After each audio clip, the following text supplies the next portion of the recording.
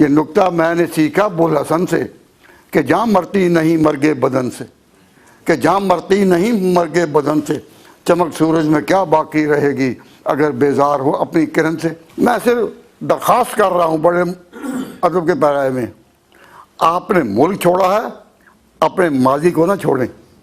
तो जो लोग अपने मुल्कों को छोड़कर इस मुल्क में आते हैं और मुसलमान कहलाते हैं, वो अपने माजी को भी छोड़ जाएं। तो मैं कहा करता हूँ, और मुल्क छोड़ने वालों, अपने माजी को क्यों छोड़ते हो, अपनी तारीख को क्यों छोड़ते हो, अपनी नस्लों को क्यों छोड़ते हो, अपनी मिल्लत को क्यों छोड़ते हो, उम्मत होने को क्यों छोड़ते हो।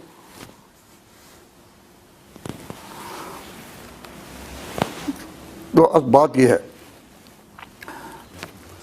मुझे याद आ रहा है एक हमारे दोस्त, उनका नाम याकूब था और मैं भी उनके पास मिला करता था।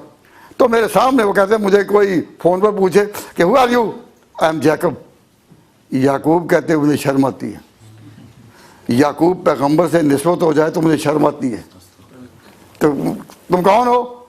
Mister Jacob.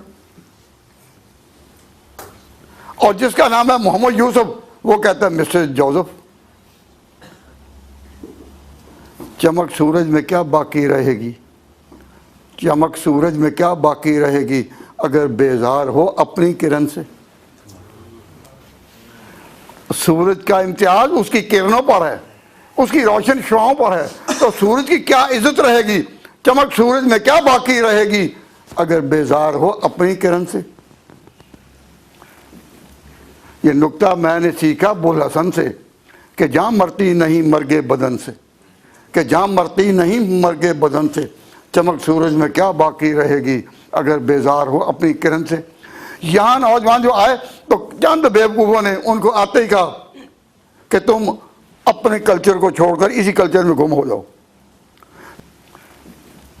ये नुक्ता मैंने सीखा बुल हसन से कि जहाँ मरती नहीं मरगे बदन से, कि जहाँ मरती नहीं मरगे बदन से, चमक सूरज में क्या बाकी रहेगी अगर बेजार हो अपनी किरण से।